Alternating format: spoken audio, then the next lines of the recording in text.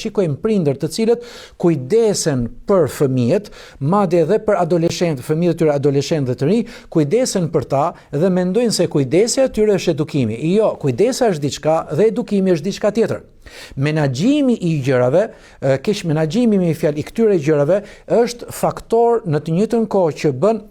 atë jetën monotone, të rinjtë ta shikojnë një jetë monotone brenda familjes, dhe ata fillojnë mërziten, po pse kjo është jetë, pra do të ketë një jetë e larmishme brenda familjes. Edhe sikur bezdisen me pjesëtarët e familjes. Patjetër që bezdisen, ka për tyre që nuk ruajnë më edukatën dhe i hakarrejnë prindërve. Gjenë rehati diku tjetër. U bërtasin prindërve sepse gjenë rehati ndryshe nga të tjerët. Për shembull, ai ka shok, një i ri ka shok, disa njerëz të cilët mund të jenë dhe më të mëdhenj se ai në moshë, por nuk i bërtasin asnjëherë. Kurse prindërit vetëm se u bërtasin dhe po rrjedhoi, ai do gjejë një lloj, domethënë,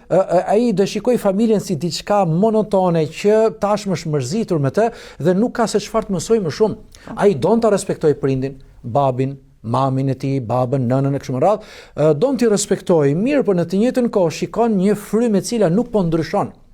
Pra, ky po rritet,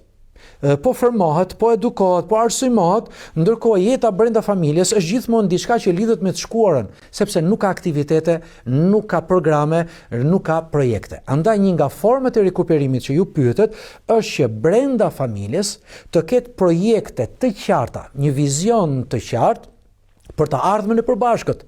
Dhe ku do të marrin pjesë, do të angazhohen edhe fëmijët, të cilët duhet të kërkohet mendim. Fillimisht, edhe pse sa janë të vegjël, ata do të japin mendime të gabura, por ne do t'i vlerësojmë për pjesëmarrjen e tyre. Ne do t'i vlerësojmë për angazhimin e tyre dhe për rrjedhoj ata do të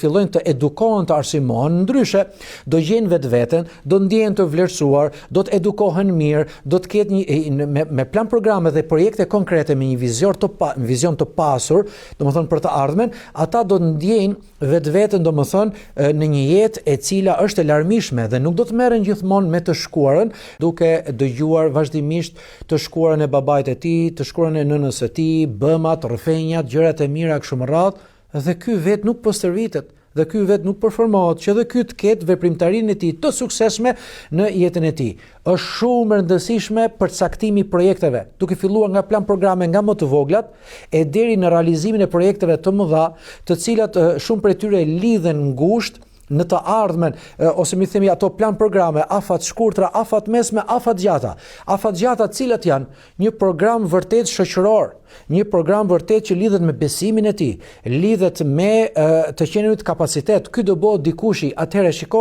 fëmijë,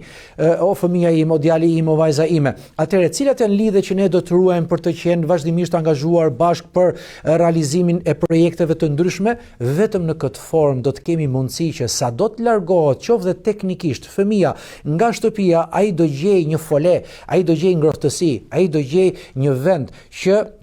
e thërret, madje e tërheqë një magnet, nuk shputet dot ai më nga familja tërësisht, sepse ka një familje të mbar, një familje të aftë, një familje të mirë, një familje me vizion, një familje me projekte, një familje që projektojnë, një familje që jetojnë së bashku të tashmen dhe projektojnë për të ardhmen e përbashkët të tyre.